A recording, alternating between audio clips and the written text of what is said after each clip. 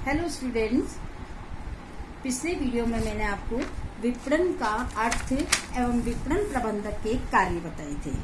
आज नया टॉपिक शुरू कर रही हूँ इसी लेसन का, विपणन प्रबंध का महत्व, कि विपणन प्रबंध का क्या महत्व है। अब विपणन प्रबंध का महत्व अलग अलग वर्ग के अलग अलग हैं, जिसमें पहला पॉइंट है व्यावसायिक उपक्रमों के लिए क्या महत्व है, दूसरा है ग्राहकों के लिए क्या महत्व है, तीसरा समाज के लिए और चौथा राष्ट्र के लिए। अब एक एक पॉइंट के हम पॉइंट और पढ़ेंगे।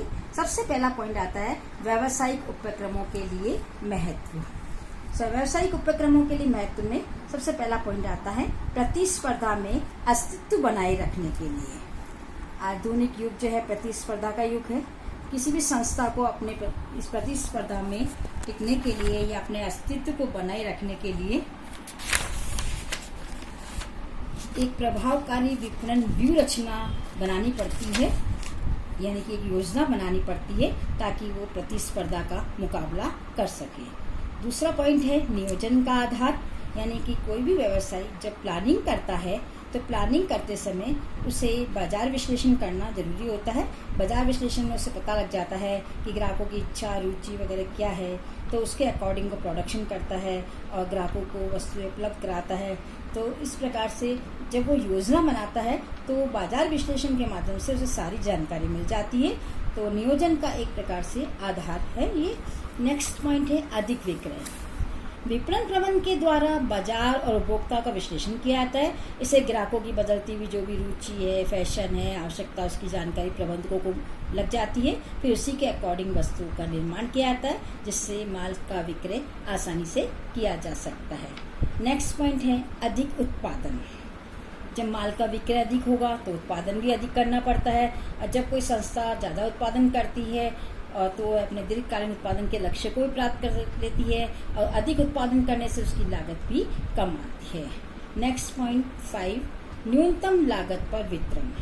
ये पॉइंट भी ऊपर वाले पॉइंट से जुड़ा हुआ है। जब दीर्घकालीन उत्पादन यानी कि हम बड़ी मात्रा में जब उत्पादन करते हैं ना, तो क्या होता है, जो लागत है वो हमारी कम आती है, प्रति इकाई लागत जो है कम आती है। ये भी लाभ मिलता है व्यवसायियों को। नेक्स्ट पॉइंट है लाभों में वृद्धि। प्रभावी विपणन व्यवस्था होगी तो क्या होगा, माल ज़्यादा बिकेगा, लागत कम आएगी, तो परिणाम यही है कि हमें लाभ भी ज़्यादा मिलेंगे, क्योंकि लागत कम होने से और माल की बिक्री बढ़ने से लाभों में वृद्धि अवश्य होती है। नेक्स्ट पॉइंट है मध्यस्थों की प्राप्ति में सहायक।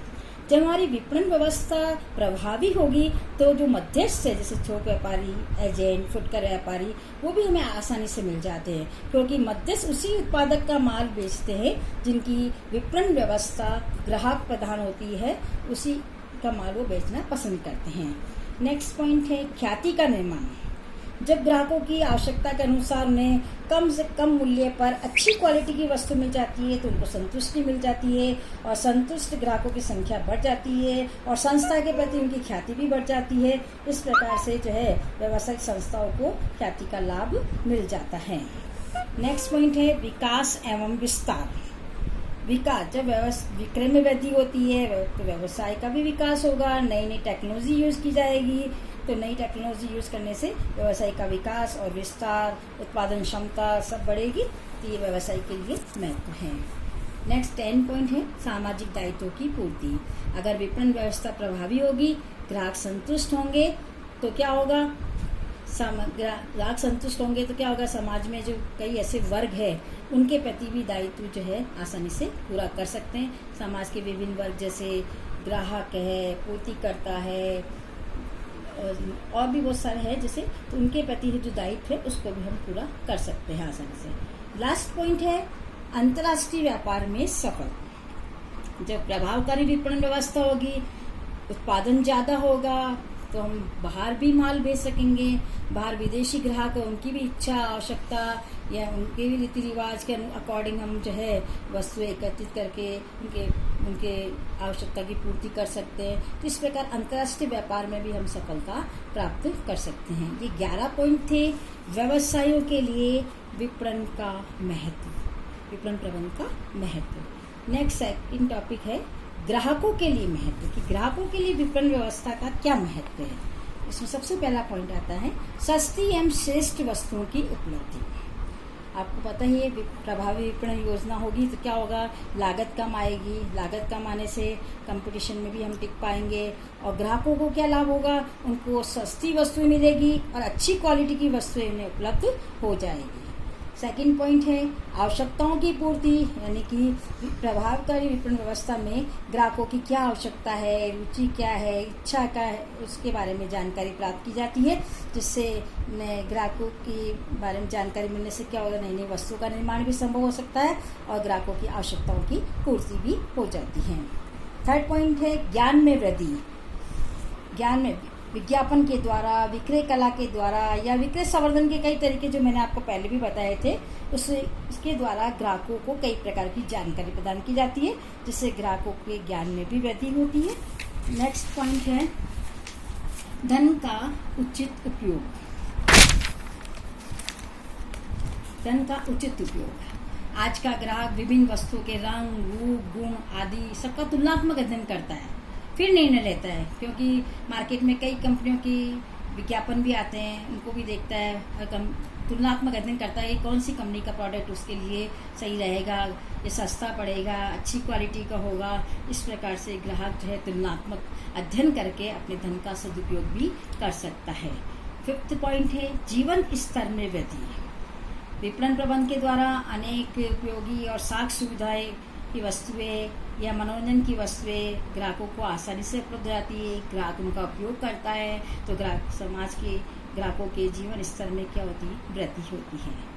नेक्स्ट पॉइंट विक्रय उपरांत सेवा का लाभ, यानी कि विपणन प्रबंध के द्वारा ग्राहकों को विक्रय उपरांत सेवाएं भी प्रदान की जाती है, जैसे मरम्मत की सेवाएं, गृह सुपूर्दगी की सेवाएं, वस्तु स्थानापन्न की सेवाएं, माल परिवर्तन की सेवाएं, उपभोग संबंधी निर्देश आदि निःशुल्क प्रदान किया जाता है, जिससे ग्राहकों को इसका लाभ होता है।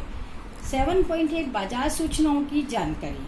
विपणन व्यवस्था के द्वारा संचार व्यवस्था पर आधारित होती है, ग्राहकों को बाजार संबंधी सूचनाएं प्राप्त होती है और बाजार में उपलब्ध वस्तुओं के साथ साथ उन्हें वैकल्पिक वस्तुओं के बारे में भी जानकारी मिलती रहती है, जैसे विज्ञापन के माध्यम से या विक्रय संवर्धन के साधनों से उनको जानकारी प्राप्त होती है। नेक्स्ट पॉइंट यथा समय वस्तुओं की उपलब्धि। प्रभावी विपणन व्यवस्था के कारण आज ग्राहकों को सही समय पर वस्तुएं उपलब्ध हो रही है, यानी दिन से लेकर रात तक 24 घंटे सभी प्रकार की वस्तुएं और सेवाएं वो प्राप्त कर सकता है। नेक्स्ट पॉइंट यथा स्थान वस्तुओं की उपलब्धि। आज विपणन व्यवस्था इतनी प्रभावी है कि आज घर बैठे ही हमें वस्तु की उपलब्धि हो जाती है, हमें कहीं जाने की जरूरत नहीं है, हम घर पे ही वस्तु प्राप्त कर सकते हैं। ऑनलाइन जो आप जानते हैं लेन देन जो आजकल होते हैं, तो हम घर बैठे ही वस्तु की प्राप्ति कर सकते हैं, जहाँ हम चाहे वहाँ वस्तु प्राप्त कर सकते हैं। नेक्स्ट पॉइंट उपभोक्ता संतुष्टि, क्योंकि विपणन का उद्देश्य उपभोक्ताओं को संतुष्टि प्रदान करना है और विपणन उपभोक्ताओं की इच्छित वस्तुएं सही समय पर, सही कीमत पर और सही मात्रा में उपलब्ध कराकर ग्राहकों को संतुष्टि प्रदान करता है। 11 पॉइंट लास्ट पॉइंट है इस टॉपिक का आराम एवं सुविधा। विपणन के कारण आज उपभोक्ताओं को अधिक आरामदायक मनोरंजन की या विलासिता की साधन जो है उसको उपलब्ध हो रहा है, जिससे उनकी कार्य क्षमता भी बढ़ रही है और उनके जीवन स्तर व संतुष्टि में भी वृद्धि हो रही है। सेकंड पॉइंट आपका समाप्त हुआ। थर्ड पॉइंट आता है इसका मेन पॉइंट थर्ड, समाज के लिए क्या महत्व है। तो विपणन का समाज के लिए महत्व में सबसे पहला पॉइंट आता है कम मूल्यों पर वस्तुओं की प्राप्ति। अभी समाज जो ग्राहक ये जो है एक से एक होते हैं, समाज जहाँ हम रहते हैं समाज के विभिन्न वर्ग उनको भी जो है कम मूल्यों पर वस्तुओं की प्राप्ति हो जाती है। कम मूल्य का मतलब यही है लागत कम आने से वस्तुओं की प्राप्ति उन्हें कम मूल्य पर हो जाती है। नेक्स्ट पॉइंट है रोजगार में वृद्धि। आज विपणन की विभिन्न क्रियाएं की जाती है, जैसे वितरण, विज्ञापन, विक्रय संवर्धन, पैकिंग, बाजार अनुसंधान। इन सब क्रियाओं में प्रत्यक्ष या अप्रत्यक्ष रूप से रोजगार लोगों को मिलता है, जिससे रोजगार के अवसरों में भी वृद्धि होती है। और तीसरा पॉइंट है रूढ़ियों एवं कुरीतियों से मुक्ति। आज प्रभावी विपणन व्यवस्था होती है तो ये समाज में ये जो रूढ़ियाँ है या कुरीति है उससे भी मुक्ति मिलती है। और समाज में जैसे आपने देखा होगा मिलावट है, जमाखोरी है, काला बाजारी है, ऐसी बुराइयां भी उत्पन्न होती है उनका भी उन्मूलन होता है। इस प्रकार से प्रभावी विपणन व्यवस्था के द्वारा ये रूढ़ियों और कुरीतियों का भी जो है उससे भी मुक्ति हमें मिलती है। फोर्थ पॉइंट है सामाजिक मूल्यों की स्थापना। विपणन की नई विचारधारा से ग्राहकों की संतुष्टि होती है, ग्राहकों को व्यवसाय जो है ग्राहकों को अपनी सारा केंद्र बिंदु में उसका मुख्य जो है उद्देश्य ये होता है ग्राहकों को संतुष्टि प्रदान करना। इसी सामाजिक मूल्यों की भी स्थापना होता है। लास्ट टॉपिक है राष्ट्र के लिए क्या महत्व है। तो पहला पॉइंट आता है इसमें राष्ट्रीय साधनों का सदुपयोग। राष्ट्र के जो साधन है, साधन का मतलब जो भी प्राकृतिक साधन है, मानवीय साधन है, जो भी साधन है उनका प्रभावी विपणन व्यवस्था के द्वारा उनका सदुपयोग किया जा सकता है। सेकंड पॉइंट है मंदी से रक्षा। विपणन के माध्यम से मांग और पूर्ति में संतुलन बनाए रखा जाता है। मांग का सृजन करके राष्ट्र को आर्थिक मंदी, बेरोजगारी, गरीबी आदि बुराइयों से भी बचाता है। थर्ड पॉइंट है राष्ट्रीय उत्पादन में वृद्धि, यानी कि ये मांग को प्रोत्साहित करता है। जब मांग बढ़ेगी, विक्रय बढ़ेगा तो राष्ट्रीय उत्पादन भी बढ़ेगा। नेक्स्ट पॉइंट है निर्यात वृद्धि। विपणन प्रबंधन के द्वारा अंतर्राष्ट्रीय बाजार में भी अनुसंधान किया जाता है। विदेशी बाजार में भी फर्म को प्रवेश दिलाया जाता है। साथ में लागत और क्वालिटी में भी सुधार करके निर्यात व्यापार को भी बढ़ाया जा सकता है। निर्यात व्यापार बढ़ने से हमारे को विदेशी मुद्रा भी प्राप्त होती है। फिफ्थ पॉइंट है सरकारी आय। विपणन व्यवस्था के से माल के उत्पादन, विक्रय, आय सभी में वृद्धि होती है। तो सरकार के भी प्रत्यक्ष या अप्रत्यक्ष करों से इनकम में वृद्धि होती है। लास्ट पॉइंट है कृषि एवं सहायक उद्योगों का विकास। प्रभावी विपणन व्यवस्था के द्वारा कृषि और उसके सहायक उद्योगों को भी प्रोत्साहन मिलता है। इससे राष्ट्र का भी विकास होता है।